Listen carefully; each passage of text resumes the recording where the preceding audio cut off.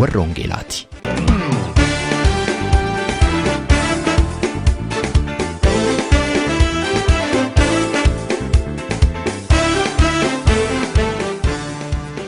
Reediyoon warra Wangeelaa tokkummaa waldooti Oromoo warra Wangeelaa Awurooppaatiin qophaa'e torbanitti si'a tokko guyyaa Sanbadduraa dhaggeeffattoota biyyootii gaanfa Afrikaaf naannoo isaatiif akka lakkoofsa sa'aatii Itoophiyaatti galgala sa'aatii 12 hamma sa'aatii 12:00tti dambalii gabaabaa kiilooheerzii 15,515 yookaanis meetir baandii 19 irratti dhaggeeffattoota kibbaaf giddugaleessa Awurooppaatiif immoo akka lakkoofsa sa'aatii giddugaleessa Awurooppaatti galgala sa'aatii 21 hamma sa'aatii 21:00tti dambalii giddugaleessaa kiilooheerzii 1,355 irratti kan isin qaqqabu tamsaasa Wangeelaati.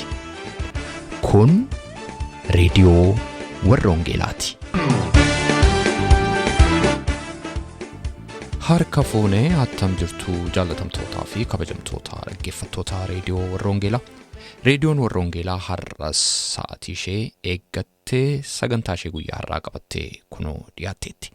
Fagoof dhiyoodhaati haala garagaraa keessa teessanii sagantaa keenya kana karaa garagaraa hordofaa kan jirtan maraan nagaan Waaqayyoo isiniif haa ta'u jedhaa qopheessaa sagantaa kanaa ana Roobsan Makkooti. Torbee darbee ergaa sagalee Waaqayyoo lubaa Dr. Gammachiis Dastaatiin dhiyaate kutaa tokkoffaasaa isinii dhiyeessuun keenya ni yaadatama. Macaafaa Isaayyaas Raajichaa boqonnaa 40 irratti kan hundaa'e ergaa kana kutaa tokkoffaasaa yeroo isinii dhiyeessine kutaa lammaffaasaa immoo har'atti akka isiniif qabannee dhiyaannu akkuma isin abdachiisne har'aa kutaa lammaffaaf isa xumuraa qabannee dhiyaanneerra. Ergaa sagalee Waaqayyoo kanatti akka isinatti eebbifamtan akka isinatti jajjabaattan abdii guddaa qabna. Faarfannaa kana booda gara ergaa guyyaa har'aatti isin dabarsina. Sagantaa keenya wajjin yeroo eebbaa qabaadhaan isiniin jedha. Abdii jireenya kooti wabii koo gaafa rakkinaa iddoo boqonnaa kooti gaaddisaa koo lafa onaa guyyaa muddama kooti fira dursee kan dirmatu dhokataa yaada kooti gad fageessee kan hubatu baay'eensaa gaaddisaa qoraattiidha innaniitti maqee darbee naan taane Dona boqochiisu keessi koo gaafa dadhabee cabakoo dhiibbachuu barbaade dhaqee namas cabee galaa miidhamni sabakkeetti ta'uurraa inni keessaa natti caalaa wabii koonsi godhaadhaa sichi naaf hin ta'uu namni Tuftaa koo gara kennu faasitanii hirkadhaa'anii wabii koonsi godhaadhaa sichi naaf hin ta'uu namni warra abdiin jira jedhu warra amantiin jira jedhu warra Waaqayyo jira jedhu warri karaan jira ifti jira moo'ichi jira nagaan jira eebbi jira kakuun jira jedhee warra Waaqayyoon eeggataa jirutti dabalamiisiin jedha Waaqayyo. Isaanitti dabalame warra abdii warra jedhamanitti dabalame. Isaan abdiin kun attamitti dhufa attamittiin itti dabalama? Karaa sadiitti dabalama. Tokko warri abdii warra gara dudduubaatti galagalee seenaa Waaqayyoo si wajjiniin nu wajjiniin hojjete warra yaadatudha. Dudduubatti galagalee karaa fagoo warra Waaqayyo fide warra yaadatanidha ta'anii. Macaafa qulqulluu kana keessaa yeroo hundumaa saba Israa'eliin mee seenaa keessa nutti himii yoottiin jette Abrahaam irraa sii jalqaba. Abbaan keenya nama biyya onaa keessa ture. Nama mucaa hin qabaanne bara dheeraa nama akkasitti rakkataa ture. Umrii isaa waggaa 99tti nama ilma godhate. Ilma isaa nama Waaqayyoof dhiyeesse. Ilmi isaa Yisaaqis immoo Yaaqoobiin godhate. Yaaqoob ijoollee 12 godhate. Achi keessaa madde seenaan keenya. Biyya onaa keessatti Roobel, Simoon, Lewwii, Yuudaa, Daan, Niftaalem, Yisaakor, Zaabiloon, Aseer, Yoosef, Biniyaam jedheetu tarree isii galchee achi jalqabee biyya onaa biyya gabrummaa Gibsi jedhamu keessa waggaa 400 jiraanne. Irree isaatiin siin jedha gaa Israa'el irree isaatiin waaqayyo dha'icha kudhaniin Misiriin dha'ee waaqni keenya bilisa nu baasee siin jedha. Ahaa warra abdii jechuun warra seenaa akkasii yaadatanidha. Gara dudduubaatti galagalanii warra seenaa akkasii yaadatanidha. Seenaa waaqayyo hojjete warra yaadatanidha. Abdii qabaachuudhaaf inni guddaan seenaa yaadachuu. Seenaa waaqayyo kaleessa godhe. Baay'een keessan yeroo Oromiyaa irraa kaatanii dhuftan. Oromiyaa irraa yeroo kaatanii dhuftan biyya ormaa kana keessa warri jirtan karaa kam si baase? Warri Oromiyaa keessa jirtanis haala akkamii keessa si dabarse? Warri guutummaa addunyaa kana keessa jirtan waan waaqayyo kaleessa si godhe yaadadhu. Diinanni si bittinneesse. Arqotanni sirraa cabse. Hiyyumanni keessa si hulluuqsise. Waaqayyo waan inni kaleessa si godhe yeroo yaadattu inni kaleessa si godhe isa har'aatiif humna si ta'a. Abdii si ta'a. Kanaaf nu barreeffame macaafni qulqulluun Exodus story. Israa'el hundinuu kan inni ittiin boonu seenaa waaqayyo Musee wajjiniin Gibxitti hojjeteeni. Kiristiyaanni hundinuu kan inni ittiin boonu seenaa waaqayyo Kiristoosii wajjiniin Golgootaa irratti hojjeteeni. Nu dudduuba as yoo galagallee gara dudduubaa laalle seenaatu nu dudduuba jira. Oolmaatu jira. Humnatu jira. Du'aa ka'uutu jira. Irree waaqayyo isa jabaatu jira. Of dudduuba galagalii ilaali. Waan waaqayyo kaleessa godhe. Waan waaqayyo kaleessa godhe yeroo ilaaltu isa har'aatiif abdii sii ta'a. Waan waaqayyo kaleessa godhe seenaa qoradhu. Hin barreeree sanni jedhu kanaaf. Hin beektu ati jedha. Waan waaqayyo kaleessa jedhee godhe. Waan waaqayyo kaleessa kakatee raawwate. Waan waaqayyo kaleessa abdachiisee kenne. Isa kaleessaa yaadadhu jedha. Point number 2. Attamittiin nama abdii taata. Kanatti nama abdii taatu har'arrammoo dhaabattee waan waaqayyo kakuusii galee yeroo teessee alanfattu. Isan namatti hin dubbatudha. Yaadi. Hin beeknee reedha. Beekuma kee irratti hojjedhu, sammuu kee irratti hojjedhu, upgrade your mind jechuusaati. Hin dhageenye reedha. Waan dhageessu irratti hojjedhu. Akka waaqayyo uumaa ta'e, jabaa ta'e waan dhageessuuf waan beektu irratti. Beekumsi eessaa dhufaa? Dhaga'uurraa, qorachuurraa, dubbisuurraa, dhaggeeffachuurraa, xiinxaluurraa, hubachuurraa, qalbeeffachuurraa dhufa. Knowledge levelii kee itti dabalaa adeemedha. Waaqayyo sammuu guddaa kan inni nuuf kenne. Machine wanta ta'e kan inni nuuf kenne. Gaafa sammuun keenya duwwaa ta'u keessi keenya yaaddoodhaan guutama. Sodaadhaan guutama. Seexanni baay'ee kan inni jaallatu namoota beekuma hin qabnedha.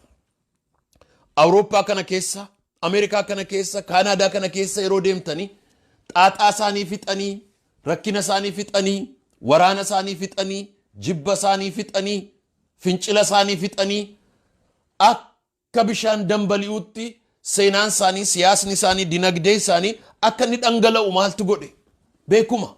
Beekumni maal fida? Tasgabbii, qabbaneeffachuu. Kaleessa galgala seenaan labsiin seenaa Civil War United States natti hima ture. The most bloody war in the history of humanity. Bara 1880moota keessa waraanni biyya Ameerikaa keessatti ka'e. Ameerikaa dhumatu Ameerikaa lole. Kaabaaf kibbatu iddoo lamatti gargar caccabeetu wal lole. Warra South warra North, the Unionist and the Confederate warra jedhaman iddoo lamatti gargar cabanii President Abraham Lincoln tu geggeessa ture. Waraana hadhaa dhagaa nama 500,000 ol walakkaa miliyoonii oltu dhume. Eewu fixe Ameerikaa. Eewu dhume Ameerikaa. Maali bifti isaanii lamaanuu adii. Maali biyyi isaanii lamaanuu Ameerikaa. Maali irratti ilaalcha irratti waldhaalummaa guddaa waan jiru. Warri kibbaa gurraachaaf adii wal qixxee miti. Gurraachi garbicha ta'e bitamuutu irra jira. Yoo kana ta'uu baate immoo Ameerikaa irraa fottoqnaa seera Ameerikaatti waliin galloodhanii steetiin 13 Ameerikaa irraa gargar citanii waraana labsan. Kanagaa hin gadhiifnu hin dhiifnu jedheetu Abraham Lincoln waraana gaditti gadhiise. Waraanni sun waraana hadhaa ture. 500,000 nama 500,000tu irratti dhume ilaalcha irratti. Barri sun bara maaliiti? Bara wallaalummaa, bara beekumsi baay'een hin jirre, bara olaantummaan seeraa hin jirre. Waraanni sun dhumee yuunivarsiitiin bitaaf mirgaan diriiree Ameerikaan baratee hubannaan isaa jijjiiramee ilaalchi isaa bal'atee gurraachis falmatee yeroo dhufu tasgabbiitti dhufee gale. Warri abdii warra maaliiti? Warra beekuma qabudha. Warra seenaa beeku, saayikooloojii beeku, baayoloojii beeku, keemistirii beeku, maatimaatiksii beeku, poolitiksii beeku, theoloojii beeku, kronoloojii beeku, warra hubatu, ikoonoomiksii beeku, biizinasii beeku. Isaan maal isaan? Warra abdiiti. Beekuma kanaa waa hojjenna iddoo tokko geenya jedhaniitu yaadu. Warri abdii hin dubbisu, warri abdii hin qoratu, warri abdii hin baratu, warri abdii wal barsiisu. Maqaan Waaqayyoo kan eebbifame haa ta'u. Abbaan keenya Onismoos faa bara 1872tti cuuphamee macaafa qulqulluu isaa hiikee bara 1899tti maxxansiisee annama biyya Oromooti jedhee kan inni kana nuu fidee dhufe sammuu keenya banuudhaaf, seenaa keenya saaquudhaaf, abdii nutti dhangalaasuudhaaf. Ummata beekumsa qabu, ummata yuunivarsiitii qabu, ummata teknooloojii beeku, ummata saayinsii beeku, ummata dinagdee beeku. Isaa warra maalii ta'u? Warra abdii. Warra abdii. Isaantu dhaqee gaaffii gaafate. Mootummaa Haayila Sillaasee namni addaan lafa dha'ee akka sagaduutti itti sagadu hin ta'uttiin jechuutti kaan. Noo jechuutti kaan. Falmachuutti kaan, gaafachuutti kaan. Waldaan kiristaanaa Makkaana Yesuus bara sana bara mootummaan Haayila Sillaasee ituun kufin lafti qotee bulaadhaaf deebi'uutu irra jiraa jettee barreessitee paarlaamaa Ameerikaatti galchite. Paarlaamaa Itoophiyaatti galchite. Eessaa dhufe sun? Dammaqiinsi sun eessaa dhufe? Warra abdii. Seenaan jijjiiramuu danda'a. Haalli jijjiiramuu danda'a. Maaliin jijjiirama? Boo'ichaan miti. Gadadoodhaan miti. Abdii kutannaadhaan miti. Warra abdii, warra amantii, warra karoora Waaqayyoo beeku, warra kakuu Waaqayyoo beeku, warra yaada Waaqayyoo beeku, warra humna Waaqayyoo beeku, warra jajjabina Waaqayyoo beeku. Isaaniin maal jedha? Warra abdii. Ani isaan keessan jira. Ani warra abdiiti. Ani warra amantiiti. Ani warra abdiiti. Ani warra amantiiti. Warra dukkana faarsu miti. Warra gaara faarsu miti. Warra yaaddoo sodaa dhiphina faarsu miti. Warra Waaqayyoon faarsu. Warra humna Waaqayyoo jaju. Warra aangoo Waaqayyoo jaju. Warra olaantummaa Waaqayyoo labsu. Warra Waaqayyoon dhaadatu. Warra amantii akka gaachanaatti qabatu. Haleluuyaa. Tuqaa sadaffaa. Eewusaa warri abdii kun. Inni jalqabaa warra seenaa kaleessaarra dhaabatu. Inni lammaffaa warra har'arra dhaabatee hojii hojjetu.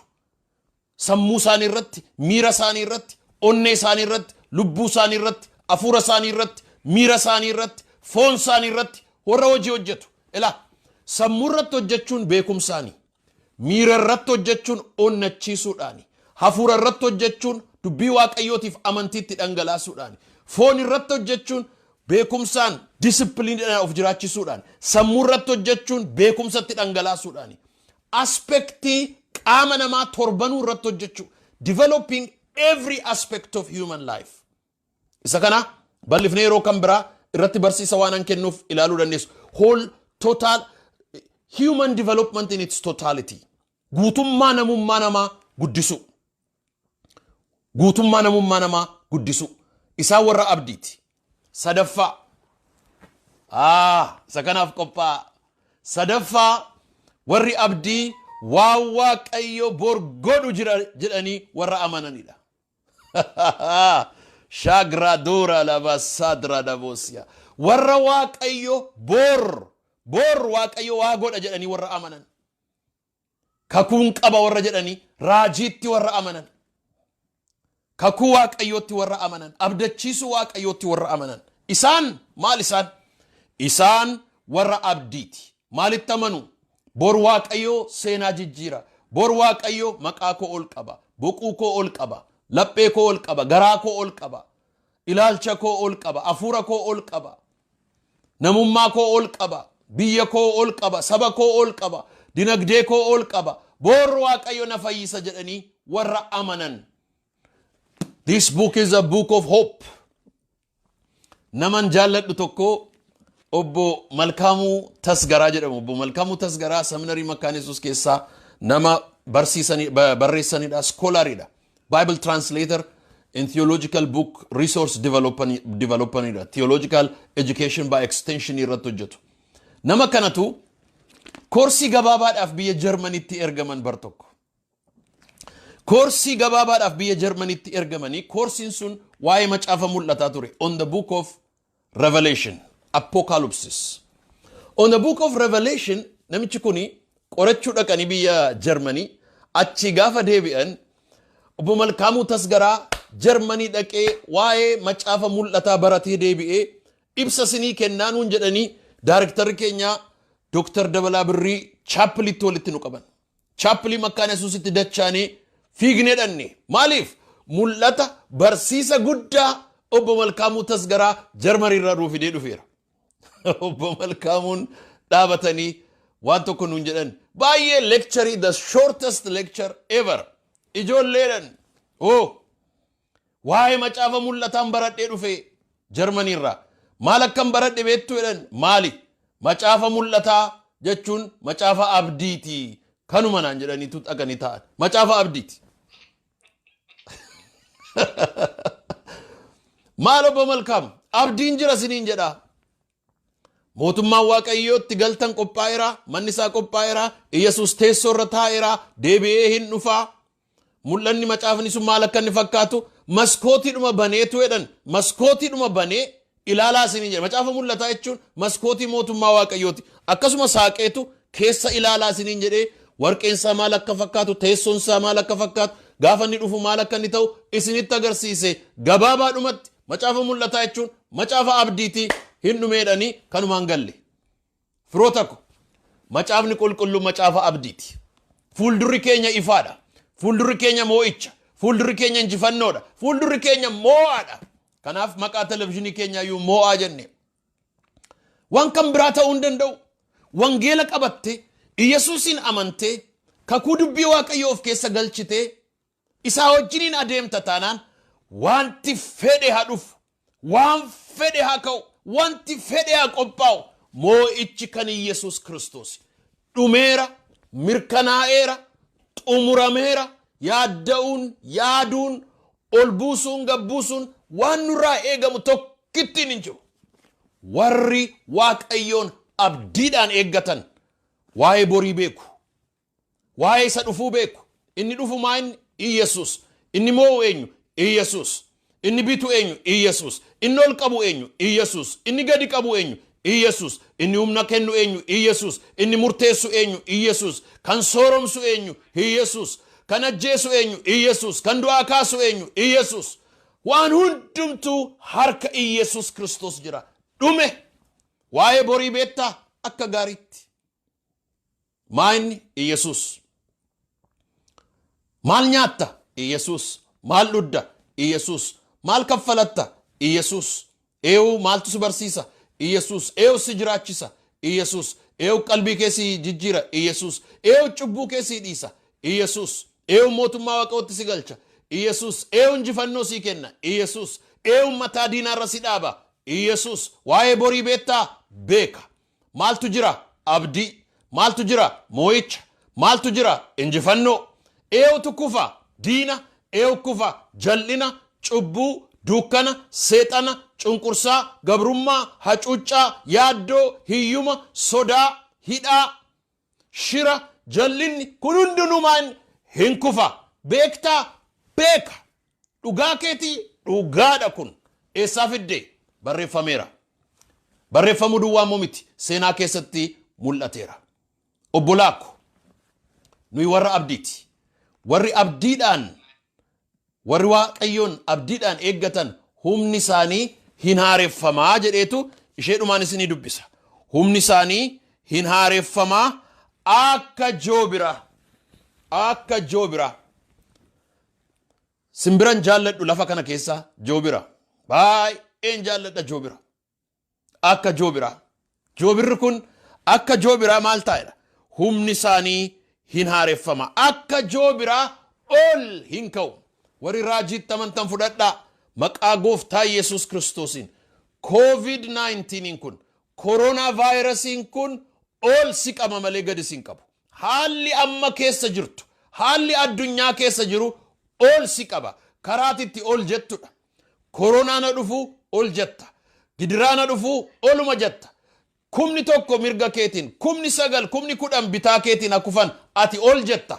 Akkasiin jedha Waaqayyo, olan si qabaa'edha. Fudhadhu amantiidhaan. Olan si qabaa, olan si qabaa, olan si qabaa. Raajiin dhugaadha kun. Kanaaf warri Waaqayyoon humni isaanii hin haareffama akka joobiraa baalleedhaan oliin ka'u, hin fiiguu garuu hin dadhabanii, hin adeemu garuu hin mudhukan jedha. Akka joobiraa. Joobirri kun yeroo hundumaa hin haareffama. Diinni isaa inni guddaan bofa. Nyaanni isaa inni guddaanis bofa. Diina isaa qarxam godhee nyaata. Mataa gaaraarra malee hin jiraatu. Gubbee isheerra jiraata kun akkuma margitan. Gubbee gaaraarra immoo jiraata.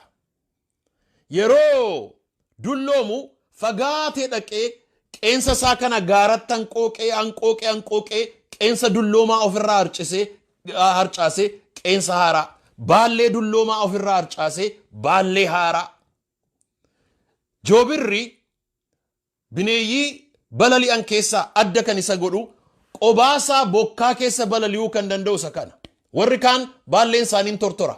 Inni kun garuu bokkaa keessa akka xiyyaa barrisa. Maaliif? Baalleen isaa zayitiidhaan dibamaadha. Bokkaa yoo roobe irra dhangala'a malee hin tortorsu. Bokkaan sin tortorsu. Rakkinni sin tortorsu. Yoo roobe iyyuu walakkaa isaa balaliiteetu darbita. Fagootti iji isaa arga. Gaafa duumessa gurraachaa argu. Akka inni roobu baree duumessa kana uree keessa ba'ee duumessa gararraa barrisuu danda'a. Yeroo si jalaa roobu ati immoo gararraadhaa barrista. Yeroo gajjallaadhaa yaadda'u ati immoo isarra olaanaa taateetu adeemta. Joobirri gaafa dhukkubsatu gaaratti ol ba'ee dudda isaatiin ciisee baallee isaa banatee aduutti galagalee ciisa. Qoricha isaa waaqarraa fudhata. Achii fayyee ka'a. Yeroo hundumaa qorichi isaa si'a baay'ee aduurraa fudhata. Duddaan galee baallee isaa yoo du'ellee gadi bu'ee hurufaaf boolla keessatti hin du'u. Gubbee gaaraa irratti waaqatti asii ol galagalee duddaan ciisee baallee isaa diriirseetu na fudhadhu jedheetu sokka. Firako ati akka joobiraati. Humni kee hin haareffama. Bokkaan sin tortorsu. Hegereen kee olaantummaadha. Mul'anni kee fagootti arga. Waan dukkanaa'aa urtee gidduu darbita. Yoo roobe sin tortorsu. Yoo roobe si gajjallaadhaa rooba ati garuu olaantummaadhaan irra ceetee adeemta. Warri Waaqayyoon abdatan. Nuyi warra kana. Nuyi warra joobiraati. Nuyi warra akka joobiraa asii ol moo'ichaan adeemudha. Diinni keenya inni guddaan bofa. Diina keenya isa guddaa akka buddeenitti nyaanna. Diinni kee inni guddaan bofa. Nyaanni isaa inni guddaanis bofa. Yeroo bofa qabu wal'aansootti hin qabeen ajjeessu. Bofa fuudhee gaafa argu fagootti arga. Fiigee dhaqee qeensa isaatiin butee qilleensatti asii ol fuudhee ka'a. Bofti meetira hamma tokko ol yeroo asii ol altituudiin itti butu qilleensa fudhachuu hin danda'u. Biriis gochuu hin danda'u. Bofti on the higher altitude biriis gochuu hin danda'u. Biriisingiidhumaan ajjeessa. Oluma fuudhee sadarkaa olaanaatti ol baasee achitti feenti godheeroo ni du'u nyaata. Firako diinni kee boolla isaatti lafa isaatti yoo si argate si mo'ata. Iddoo olaanaa irraa gadi hin bu'in. Iddoo olaanaatti ol waami. Diinni kee danda'ee lafati jirtu hin jiraatu. Lafa Waaqayyo jiru hin jiraatu. Lafa moo'ichi jiru hin jiraatu. Lafa olaantummaan jiru hin jiraatu. Live on the higher ground. Warra gajjallaatti gadi hin bu'in. Nahimiyaan ani hin bu'u gadi jedhe. Gadi hin bu'in olaantummaadhaan jiraadhu. Warri Waaqayyoon abdiidhaan eeggatan akka joobiraati. Yeroo hundumaa moo'ichaan jiraatu.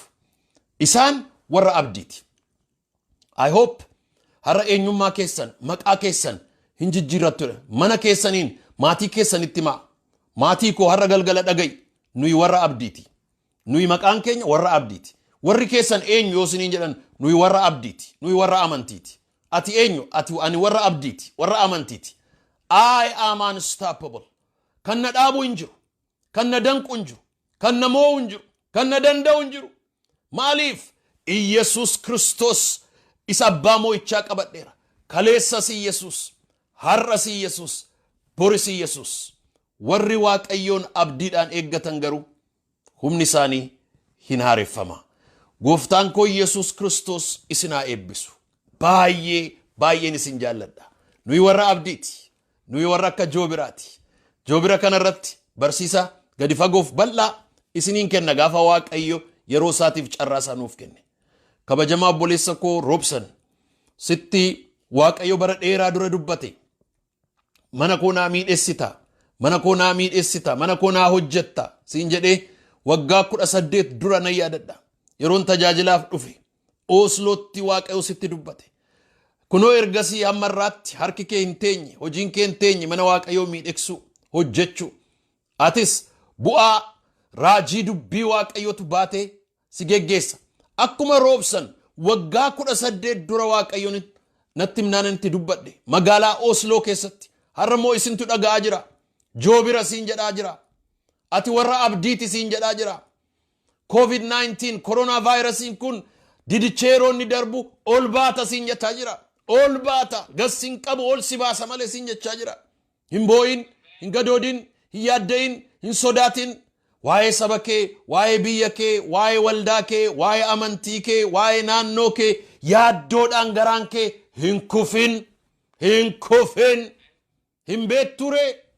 hin beetture warra kronolojiin warra kairos warra biolojiin dabarsu ilaalte maa yaaddofta waaqayyo waaqni jiraataa noo teessoo isaarra jira ittiin jedhe hin afne hin oolle didichaa galanii biyya isaanii deebisanii ijaarratan Naabukadanaatsoor faa warri isaan sodaatan gadi jedhanii akka sa'aa marga nyaatan Bilxaasoor faa lafaan dhaye Daariyoos faa mootummaa diinaaf mootummaa ormaa fuudhee fira godhe waaqayyoof maaltu dadhabama inni gooftaa seenaati warri waaqayyoon abdiidhaan eeggatan akka joobiraati barrisaa adeemaa moo'aa waaqayyo bara baraan moo'ichaaf injifannoodhaan isin haa geggeessu baay'een isin jaalladha guyyaa borii kaasee on the book of Acts in English theological lecture for 20 days warri dandeessan nu duukaa hordofaa achumaan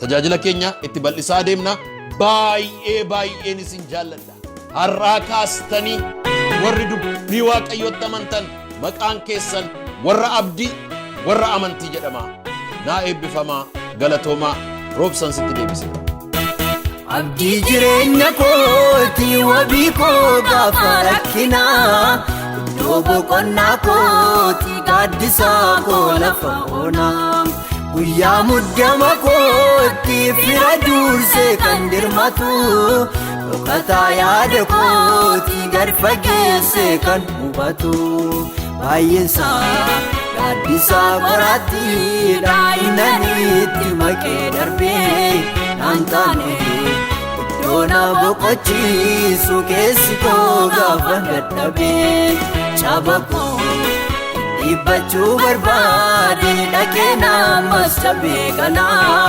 miidhamni saba keetti ta'uurraa inni keessaa natti caalaa wabii koon si godhaadhaa sichi naaf hin ta'u namni gooftaa koo gara kee dhufaa sittanii hirkadhaa'anii wabii koon si godhaadhaa sichi naaf hin ta'u namni. dhaggeeffattoota keenyaa sagantaa keenya irratti akka eebbifamtan abdii qabna. Waa'ee sagantaa keenya gaaffii yookaan yaada yoo qabaattaniif karaa teessoo xalayaa keenyaa rwtevelingsvine13 Oslo Norway jedhaatiin nu barreessaa yookaanis karaa iimeeyila keenya raadiyoo warra wangeelaa@gmail.com jechuudhaan nu qunnamaa. Torbee sagantaa biraatiin hamma walitti deebinutti nagaa waaqayyootiin tura.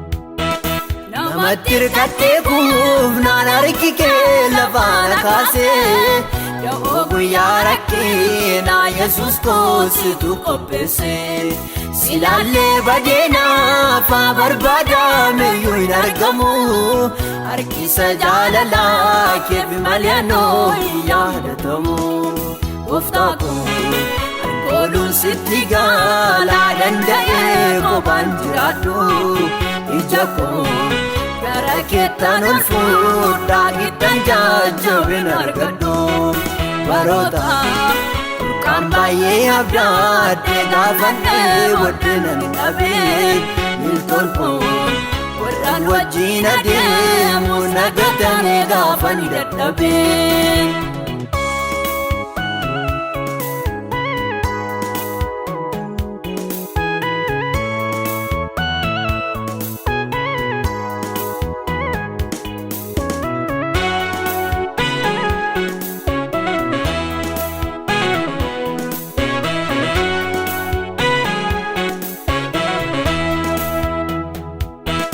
wal qoqqooduun baay'atee garaan namootaa wal dhuffee gurmuu gaarii diigama gaafadhaan jaalalaa laaffee tokkummaa eeggachuudhaaf waliif obsuun danda'anii icciitii gabaabaasu obbolaalee wal hammeessanii jireenya waliif kan abdataman wal miidhuuf karaa barbaadu dadhabuufi walii gammaadu kiyyoo kaanii wal gaadu hinaafa keeffachuun guddaate walirratti ka'uun baay'eedha gatamuufi ajjecha obbolootaaf sababiin wal isaaniidha abdii koo yeroo hundumaa amanannaa koo jireenyaa sitti hirkadhee gaabii qabu harki kee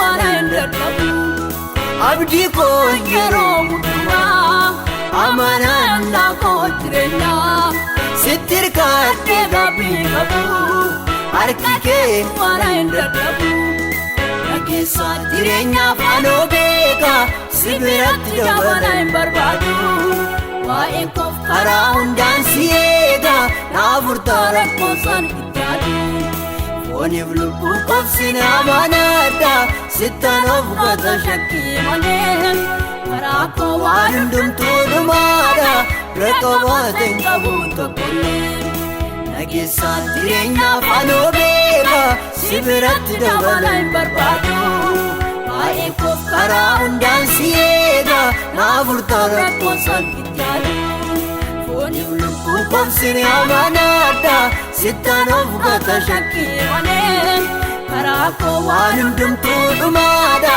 bira qabaateen qabu tokkollee.